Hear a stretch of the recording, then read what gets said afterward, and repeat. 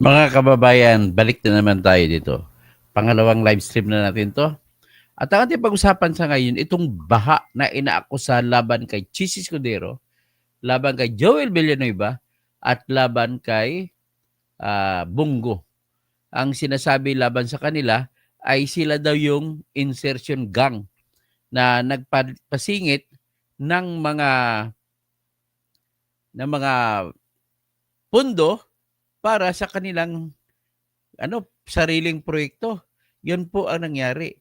Ito'y mga akusasyon na nangyari. Ay magandang umaga, magandang hapon, Really Assist You. Si Bibilin 10, no? Magandang hapon. Ang akusasyon ito laban kay Chis Escudero po ay nangyari. Laban din kay Joel Villanueva. Laban din kay Bongo o BG kung tawagin ni Aimee. Ay lumipad itong mga akusasyon ito nung kasagsagan nung nagtatanong na tatanggapin ba nung nagsalita sila ni Chis Escudero na ayaw da ata tanggapin ng Senate Impeachment Court ang kasong impeachment laban kay Sara. So lumitaw itong akusasyon na ito. So nung lumitaw ang akusasyon na ito ay nangyari, parang gusto nila palabasin na kaya lumabas ang akusasyon, lumabas pa galing pa sa Malacanang na na nagnakaw daw sila ni Chis Escudero sa flood control projects, 142.7 billion daw.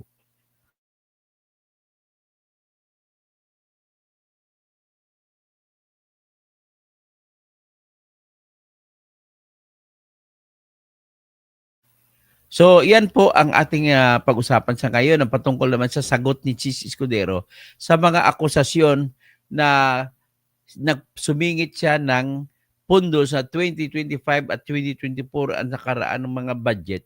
At mind you, ang inakusa sa kanila, umaabot pa daw 1 trilyon na pinundo na pundo na siningit nila doon sa Bicameral Conference Committee para mapunta doon sa kanila. So, ang sagot dito ni Chis Escudero ay ano lang yan, public PR lang yan. Ang ibig po sabihin ng PR, public relations lang yan daw na galaw laban sa kanya, laban sa kay Joel Villanueva, laban sa kay Bongo, at kinukonekta yan nila sa aksyon nila patungkol po sa impeachment complaint laban kay Sara. Na tila baga na parang tinitira sila na dahil ayaw nila ipagpatuloy ang trial kay Inday Sara patungkol po sa impeachment. So pakinggan natin ang sagot po ni Chis Escudero. Pero bago ang lahat ay kahit isang like lang sa inyo, no? At inyong buhay natin ay nagpapalakas loob sa akin para magpatuloy ako ng pagsisiwala at pagbabantay sa mga aksyon ng mga opisyal ng bayan. Si Christopher Lloyd, magandang hapon po. Si Ben Niclamador, magandang hapon ulit. Tapos si Lily Pili, thank you. Sana next live nyo, latest on ICC. Okay, pagkatapos na mag-ICC tayo. Cassandra Daisy, demolition job galing sa Kamara. O yun, nagtatanong Cassandra Daisy na, nagtatanong si Chis, kanino ba galing yan? Ba't ayaw nila? Pero alam naman ni Chis na nanggaling yun sa grupo naman ni Romualdez at grupo ng mga Kamara. No? Kasama niya kasi gusto kasi nila matanggal si Sara Duterte sa litrato at hindi na makatakbo si Sara Duterte sa 2028 presidential election. Alam naman natin, ang pakailan naman talaga, number one talaga dahil hindi natin maalis na si Romualdez ay tatakbo talaga pagka-presidente kahit na mukha niya hindi katanggap-tanggap. Kahit na nagsasabi mga survey nila, sa kanilang survey mismo nagsasabi na wala siya, hindi siya mananalo. Ay, hindi ko lang alam kung bakit pinagpipilit. Kahit ng pinsang buo niya, si Aimee ay galit sa kanya. Kahit na yung pinsang buo niya, si Mayor Alfredo Romualdez na mayor ng Tacloban City ay galit sa kanya sapagkat po binaboy ni Romualdez ang San Juanico Bridge na pinapalabas na may sira at sinasara kaya nasira tuloy ang ekonomiya ng Tacloban City.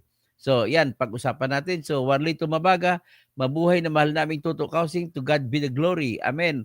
Watching from Sanchez Private Resort, Ocean New Strand, Nagbalayong Murong Bataan. Ay, papasyalan ko kaya sa Murong Bataan na sasabi mo. Bigyan mo ko, ano mo ko saan yan. Bigyan mo ko ng link para i-picture din naman natin. So, the T13 Lore, good PM po. So, Ruel Cagbay, Sino pang iba ng bago? Si Benedict Maduro. Sabi ni Marcos, malalaman natin investigation result next month. Tingnan natin. O yan naman, titirahin natin si Cheese kung talagang lalabas sa investigation ay may ebidensya. So Edgar Nacion, sino pang iba? Bago ako malumusot, no? O pakinggan na natin ngayon ang sinabi ni Cheese Escudero patungkol sa bagay na ito. Yung akusasyon doon sa kanya. Okay? I-share muna natin. Ito yung sinabi ni Cheese Escudero sa kanyang press conference kanina. Itutuloy natin. Ito na. Andyan si Cheese. Kita niyo sa press conference yan. Kahapon ni Presidente, yung sa flood control at saka yung insertions. Kayo ngayon po ay kayo din ay naakusahan na nasa likod ng 140, Nino. almost 133. Yung report po na lumabas sa Nino. Politico. Ayan. Tinatanong sino ba nag-akusa? Hanggang ngayon wala pang lumabas kasi kung sino nag-akusa. Kaya sabi, Nino. Sino nga yung nag-aakusa? Apo. Yung media? Sa Politico po na merong Sino nga? report. Sino nga? Sir, Sino nga? yung Who mga are media they- reports. No, who are they quoting? It's difficult to answer because you're not quoting anyone. Sino sinasagot ko? Doon sa official documents po na nakuha from the GAA. Sino nga ang sinasagot ko? Sagutin ko. Sabi nila nung una, 9 billion daw yung sa Sorsogon, 12 billion daw yung sa Bulacan. Sunod sinabi 142 billion. Sunod binura nila yon, ginawang 150 billion. Alin ba talaga ang sasagutin ko ron? Pangalawa, nung una ang sinabi, ako lang. Sunod sinama si Senator Villanueva. Sunod buong Senado na raw yun. Bibigyan ko kayo ng kabuuang sagot. Ang kabuuang panukalang amendment kaugnay sa 2025 budget ay umaabot sa humigit kumulang 600 bilyon. Ang nilipat-lipat, tinanggal, dinagdag. So kung totoo man yung sinasabi nila na 150 billion ang binago ng Senado, nasaan yung 500 billion yung pagbabagong yon? Saan ang galing? At bakit nila pinagtutuunan ng pansin yung mas maliit, hindi yung mas malaki? Sunod, nabalita na sa akin yan. Nagagamitin laban sa akin yan kaugnay sa isang demolition job, kaugnay sa napipintong halalan ng Senate President. Pero sinasagot pa rin kita ngayon, bagaman tapos na ang halalang yon. Kung iimbestigahan yan, dapat imbestigahan. Ibig sabihin, tama ako sa aking sa pantaha na grupo ni Lacson at saka ni Soto ang bumabanat sa kanya. Imbestigahan lamang, nagsalita na Executive Secretary. Imbestigahan daw hindi lamang yung sa panahon ni Pangulong Marcos, pero yung mga nagdaang administrasyon din. Dahil kung ano man ang kapalpakan, kaugnay ng flood control, hindi lamang itong taong to, kung hindi mga nagdaang taon. Dahil kung titingnan niyo yung panukalang budget, mas malaki pa nga yung budget sa nagdaang taon sa flood control kesa sa kasalukuyang taon. Sir, pero just to seek clarification, did you or did you not introduce No. 150 billion? No, of course not.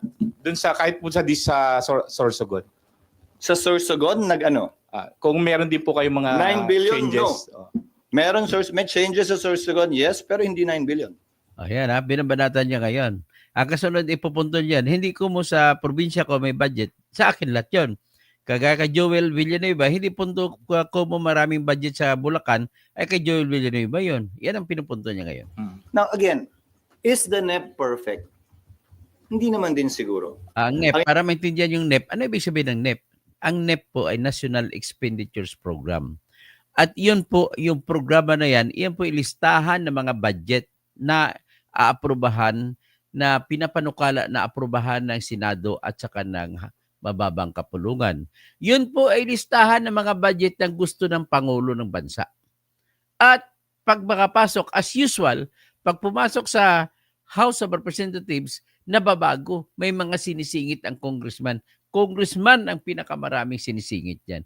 Pagkatapos ng congressman na ayusin, ang NEP ay nababago na, nabababoy na ang NEP, ipasa ngayon ang NEP na inaprubahan nila papunta sa Senate. Ang Senate naman, babaguhin din ulit.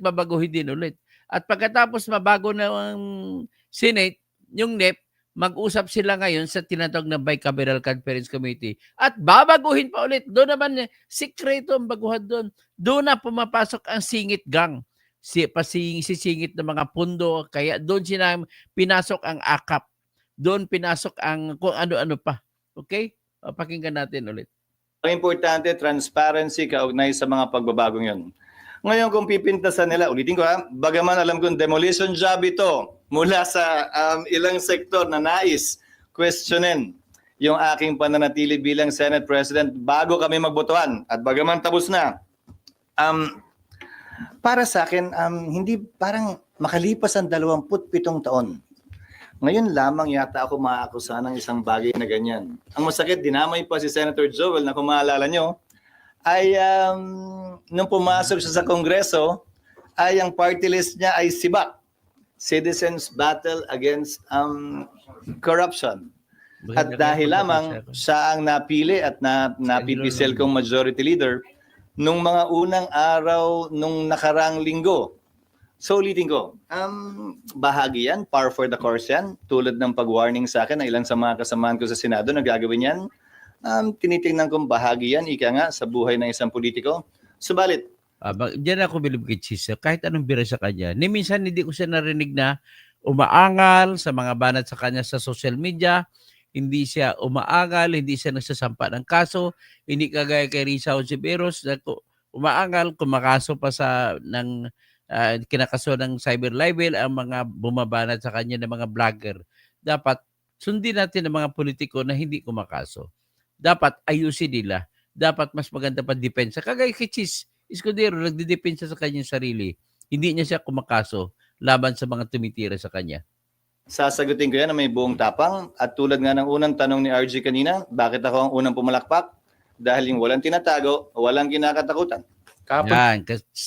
Sabi niya, una siya pumapalakpak nung nagsuna si Marcos, si BBM. Kasi wala daw siya tinatago.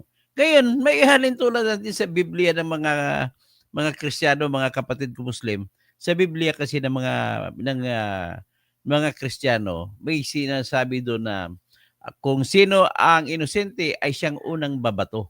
Patungkol po ito sa akusasyon na si Mary Magdalene ay prostitute at nagtraidor sa kanyang asawa. So, marami sila, gusto nila babatuhin at papatayin pa sa pamamagitan ng pagbabato. Kaya sinabi ni Jesucristo sa aming Biblia na kung sino ang naniniwala na sila'y inosente ay siyang unang babato. O yun. Ganon din ang ginagawa ngayon ni Chis Escudero na dahil inosente daw siya, siya yung unang pumapalakpak doon nagsasalita si BBM patungkol doon sa baha. Okay, pakinggan natin.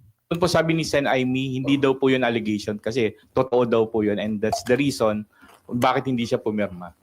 Bakit hindi siya pumirma sa Sa GAA. Yung BICAM ng GAA. na hindi sila pumirma sa GAA, siguro hindi ba patunay yun na naging transparent yung budget na yun? Kasi nga alam nila yung mga nagdaan, ganun din ba o hindi? May pagbabago ba yung nagdaang GAA, kaugnay sa GAA ng 2025? Ang kaibahan, naging mas transparent, nalaman ng lahat at nakita ng lahat. Tika mo na, Chis. Naalala ko, bakit naman may mga blanco? Hindi natin may tatanggi, may mga blanco. Bilyonis ang halaga ng blanco. Huwag mo sabihin na wala kang alam doon. Ito naman ang musisi natin si Chis sa mga blanco na to. Hindi ba positibo at tama lamang naman yon?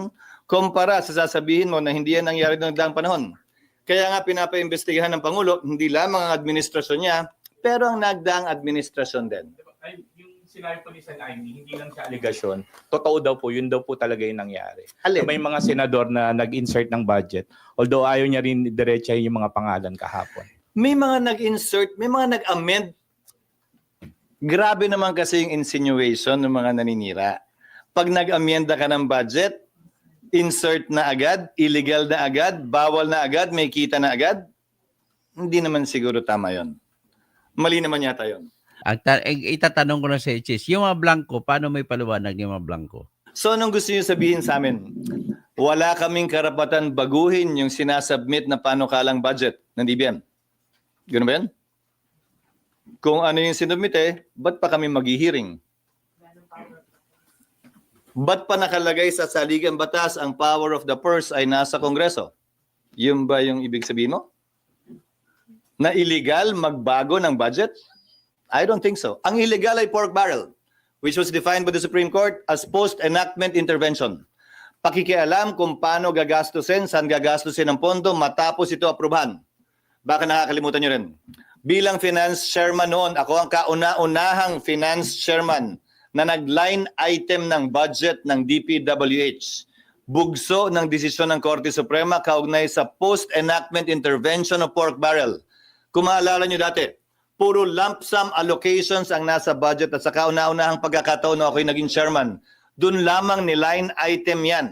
Doon lamang nakita ang mga bagay na yan. So para maintindihan yung ibig sabihin ni Chis Escudero, sa panahon na yon na pagkatapos na magdeklara ang Supreme Court na bawal ang pork barrel, magtatanong tayo, ano ba yung pork barrel? O para maintindihan ninyo sa ilalim ng batas, ng pagsasagawa ng batas, ay ang pork barrel ay tinutukoy, lalo ng pundo, budget. Ang pork barrel po ay ganito, gumawa sila ng batas at naglagay kung magkano na pundo, sabihin nila 100 billion. Walang nakalagay kung para saan. Yan ang pork barrel.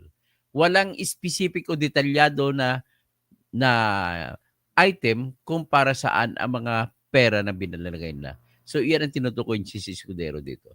So, hindi marapat at hindi makatarungan para sa akin.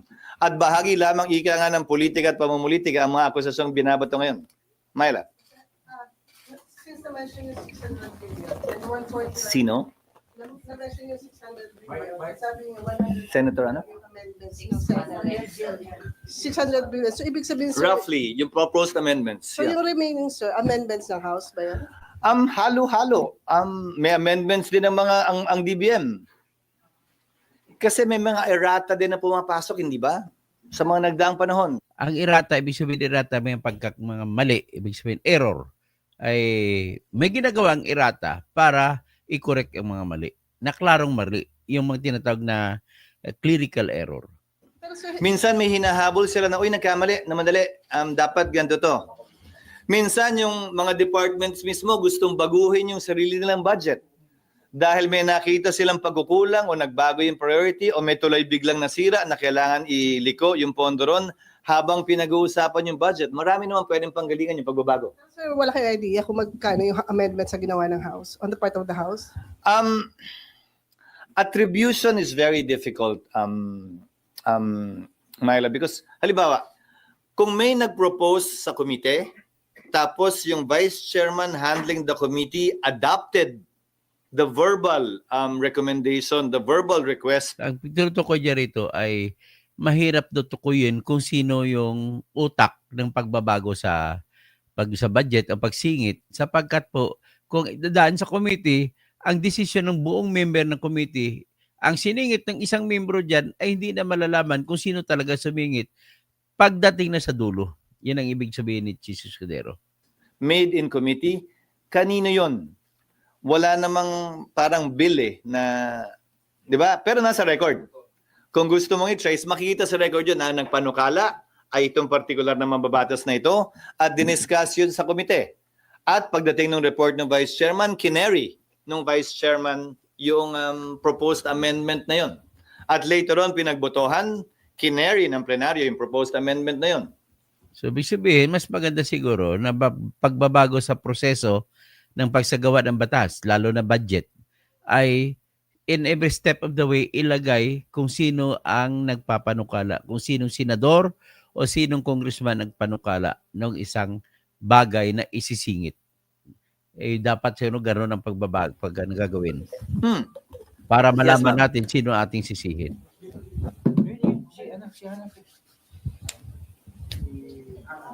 Sir, related din po sa budget insertions. Itatanong ko lang po, another Politico report also Parang surfaced. favorite niyo yun ngayon. It's a CCTV footage po showing na bumisita po kayo sa Batasang Pambansa toward the office of House Speaker Martin Romualdez. Sa kasagsagan daw po ito nung usapan sa national budget. May we know, sir, kung ano po yung purpose nung Malamang galing din sa kanila yan dahil ang paninira. So, ibig sabihin, nanggaling kay Romualdez ang paninira laban kay Chis. Bakit? kaninong CCTV ba yun? Saan ba nanggagaling? CCTV po sa opisina ni Romualdez. At pinakita ang CCTV na pumasyal, bumisita si Chis Escudero sa kanya. Na-trace naming paninira laban sa amin ay nanggagaling din sa Kamara. Hindi nga lang siguro 2 beses ako bumisita pero hindi sa tanggapan ni Speaker Romualdez. Sa tanggapan kung saan, sa opisina kung saan isinasagawa ang BICAM na pinag-usapan din naman nung nag-bicameral conference committee meeting kami para tiyakin na ayos yung trabaho ng staff, para tiyakin na nagpapatuloy ng walang problema. Yun pala, ibang bisita pala yun. Yung ibang mga batas para trabaho niya. Kasi ang opisina pala ng Bicameral Conference Committee, nandun mismo sa House of Representatives. So, sa opisina ni Romualdez. So, natural lamang na makikita mo yung mga mukha ng mga senador na pumupunta ron kapag meron silang tatalakayin patungkol sa Bicameral Conference Committee, patungkol man sa kung ano man ang batas na pag-usapan. Kasi lahat ng batas po bago po lumabas ay idinadaan po sa Bicameral Conference Committee kasi expected naman yung mga batas na ginawa ng Senado at ang ginawa ng House of Representatives ay magkaiba. So yung Bicameral Conference Committee po, para malaman nyo kung ano po ito po yung opisina na kung saan maglalagay ng representante ng Senado at maglalagay ng representante ng House of Representatives at sila ay mag-usap at para pagtugma-tugmain yung mga magkakaibang bersyon ng bawat sa Senado at mula sa House of Representatives. Kuya, natural lamang yon na makikita sa CCTV si Chis Escudero na kahit Senate President siya, ay may mga committee pa rin na sakop siya. At lalo na sa Senate Committees on Budget kasama siya. Okay, pakinggan natin. Again, these are insinuations that you are merely carrying coming from those who want to politicize that particular instance. Pag hindi naman namin ginawa yung trabaho namin, edi issue din. But Ibig sabihin, ayaw ni Romualdez na magiging Senate President si Chis Escudero.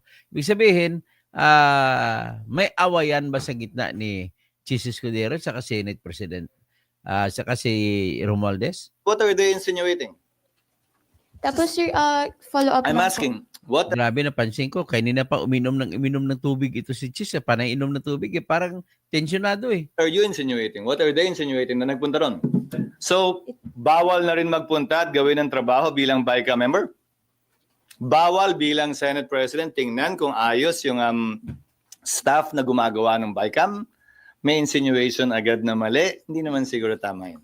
That you made sure though, that you make sure na yung mga changes as you propose, mapapasok Again, that is an allegation. That is an allegation wrought with malice. At ulitin ko, sino yung nagsabi? Kayo Yun. naman, Hanggang pasagot ngayon, niyo hindi sa pa akin nasabi kung sino. sa mga anonymous report na naman. Report Nino. Saan niya kinuha yung report? At sino nagsabi? No, answer me. Sino? No. Sino nga yung kino-quote ng report? Hindi naman pwedeng wala, di ba? Again, this is clearly a PR job. Although it is, and I know it is, sasagutin pa rin kita kasi wala naman akong tinatago eh. Yes, Al. Sir, ano yung mga changes or reforms na implement ninyo pagdating sa approval ng budget para maiwasan itong mga ganitong controversies? At malabo ba yung gusto ni Presidente na halos wala na kayong baguhin doon sa budget? Hindi naman nga pwedeng walang baguhin. Again, Congress has the power of the purse. No NEP is perfect. But as long as it is based on discussions made openly with transparency and accountability, wala ako nakikitang problema. Again, gaya ng sinabi ko kanina, 2 heads are always better than 1. Hindi naman alam ng lahat ng executive department officials ang problema ng bansa.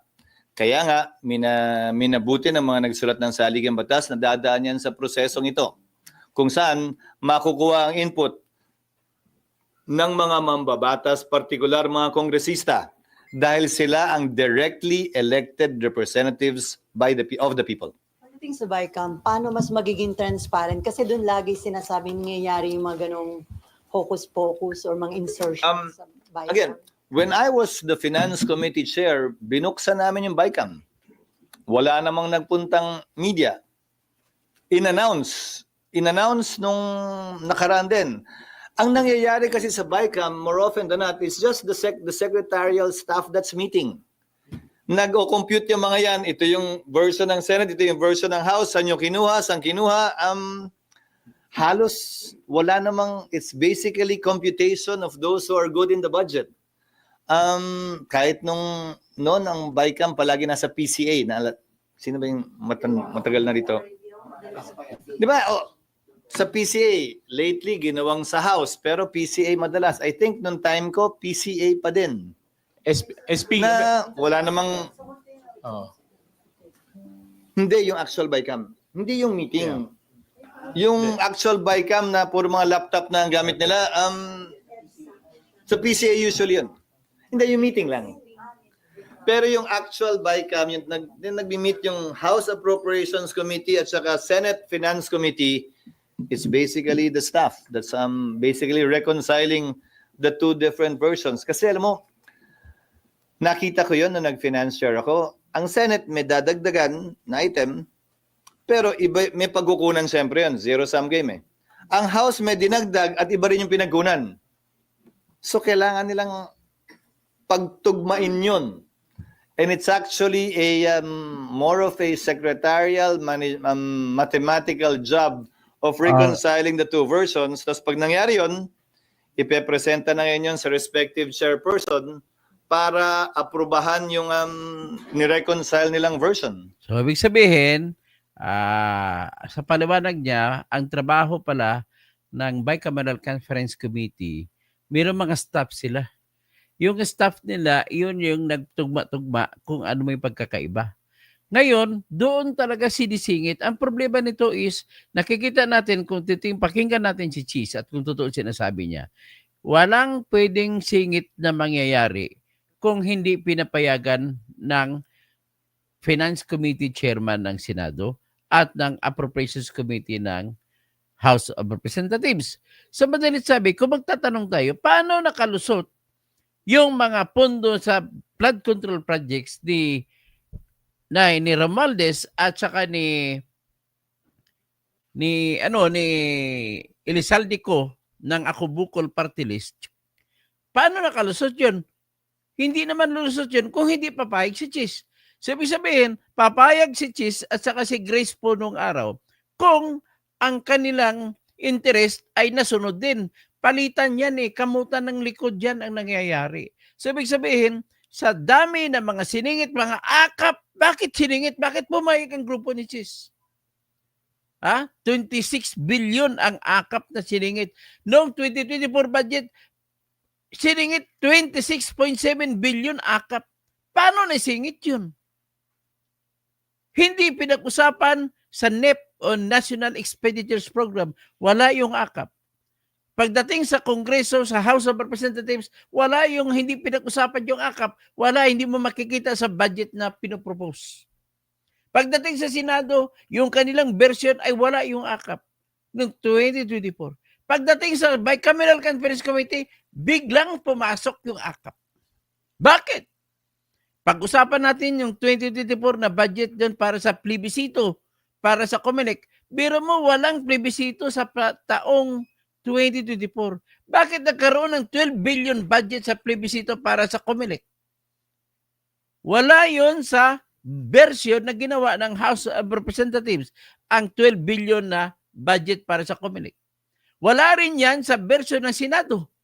Nung magkaroon na ng Bicameral Conference Committee, saka pinasok yung 12 billion. Natandaan nyo ba nagkaroon pa ng pirma-pirma noong January 2024? December pa lang. Umangal doon si Edsel Lagman. Buhay pa si Edsel Lagman. Paano nangyari yun? Yan ang dapat mga tanong na ipapaliwanag ni Cheese Escudero. Bakit napasok yun? Hindi naman natin pwede sabihin na si Tambaluslos lamang ang may pakana nun. Kasi nakikita natin sa explanation niya, hindi pala pwede mangyari na yung panukala na pagbabago na gagawin ng Appropriations Committee Chairman ng House of Representatives ay hindi pwedeng gusto niya lang mangyari ay mangyari kung hindi papayag ang Senate Finance Committee. In the same manner na maalala ko lang yung nangyari doon sa pagsingit ng pondo sa panahon na si Villar ang Senate President, si Manny Villar. Naisingit niya ang budget na 4 billion para sa C5. Tapos pinangalanan na ng bagong budget, siningit ang pangalan na ng President Macapag Garcia highway, magkaparihang highway pero ibang pangalan ginamit. Nasingit din. Bakit kaya? Yan ang akin is discoveryhin. Kaya sa susunod na pagbablog ko patungkol sa budget sa Bicameral Conference Committee, asahan ninyo meron akong research, resulta ng aking research. So, yan ang itatanong natin kay Chis. Bakit nakalusot yung mga insertion? Nalaman ko naman dito sa ating proseso na iyan naman talaga, naniniwala ako, yan ang proseso. Pero hindi po mangyari na ilusot ni Tambaluslos ang akap kung ayaw ni Chis. Ganun lamang po ang akin dyan. Ibig sabihin, sa totoo lang, ginamit din ito laban sa impeachment issue ni Sara at saka sa kung sino mananalo paging presidente sa Senate. Pero ang problema, ang gumagamit ay gumagawa din ng ganun. So hanggang doon lang muna tayo sa ngayon at magandang hapon po. Si Houty PH, si Ben Reclamador, actually legal naman yung insertion. Abangan na lang ang imbestigahan. Tapos si Roberto Filemon Injapi, nadulas. Ben Reclamador, nagsasabi yung kapwa mo magnanakaw din. Oo nga, tama. Dennis Causing, kapatid. GGA, si Romualdez, pasimuno sa blank GA. Tapos, iyan naman ang blanco na bakit nakalusot? Hindi naman makalusot yan. Andun si Chis Escudero. Bakit niya pinalusot?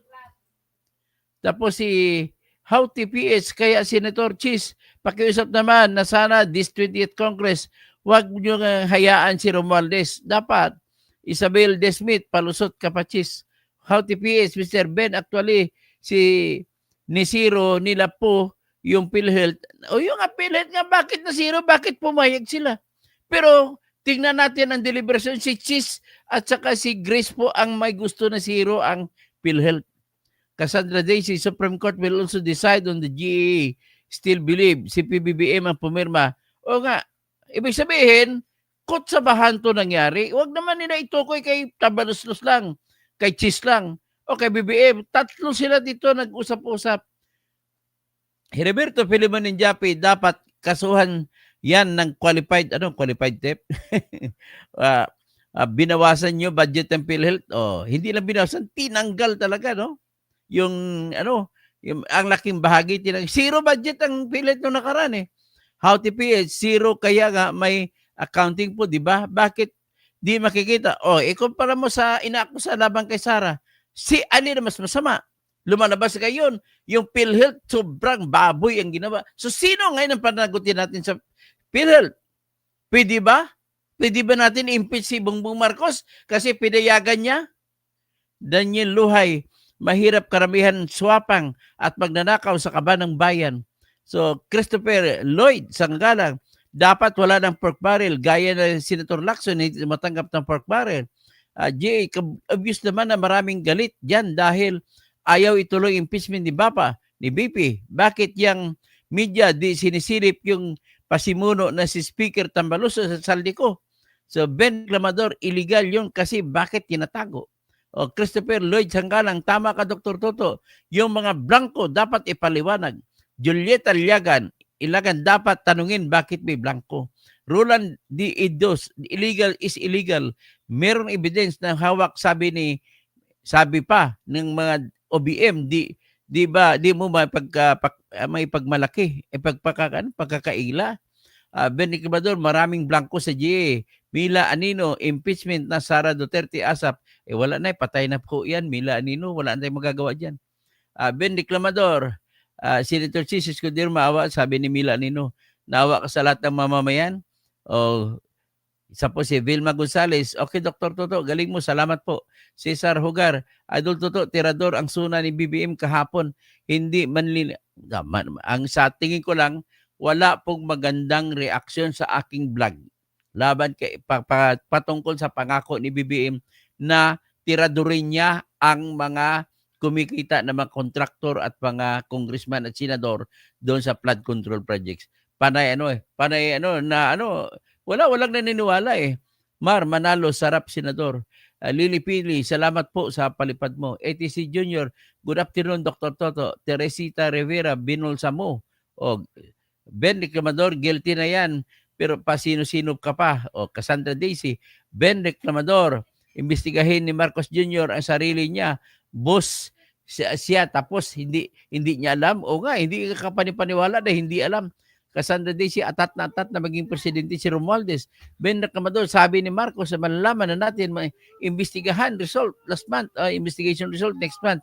Edgar Nacion, Warlito Mabaga, mabuhay ka, mahal ka namin, Toto Kasing, to God be the glory. Salamat po, salamat. Punta ka dito sa Sanchez Private Port. Ay lang ka, punta tayo sa Sanchez Private Resort sa New View, Ocean View sa St. Strand, Nagbalayong, Murong, Bataan. Punta tayo doon. Doon tayo magbablog. One Trail Lore, o yung wag kasi bata ka. Yung apo ko. Sige. Hi. Hayaan mo lang. Sige. Marian Yolanda Hernandez, Christopher Lloyd Sanggalang, Brendick Camador. Okay. Hanggang dyan lamang po tayo lahat. At hanggang sa kayo, maraming salamat po. Babalik tayo tungkol naman sa ICC.